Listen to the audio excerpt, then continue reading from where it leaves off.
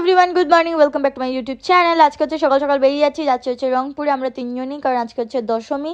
আর এই যে দেখো বাড়ির ভিতরে ঢুকিয়ে দেখি সবাই গান টান করছে, নাচ টাচ করছে। আর সবারই একটু মনে দুঃখ, কারণ মা চলে যাবে।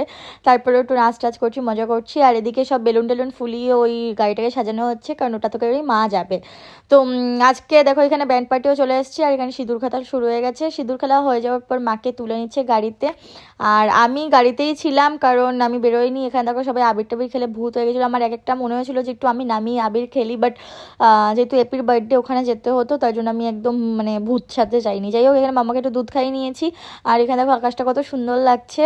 আর রাহুলকে তো পুরো ভূত বানিয়ে দিয়েছিল, প্রথমে দিচ্ছিল না, তারপরে তো ভূত বানিয়ে দিয়েছে। আর মামা এখানে চিনতে পারছে না। তারপর খুব ভয়ে ভয়ে আমি নেমেছি এখানে দশমী দেখার জন্য। তখন তখন ওদের কাছে আবির টাবির ছিল না, তাই লাগাতে পারিনি। যাই হোক, মা এখানে দশমী হয়ে যাচ্ছে।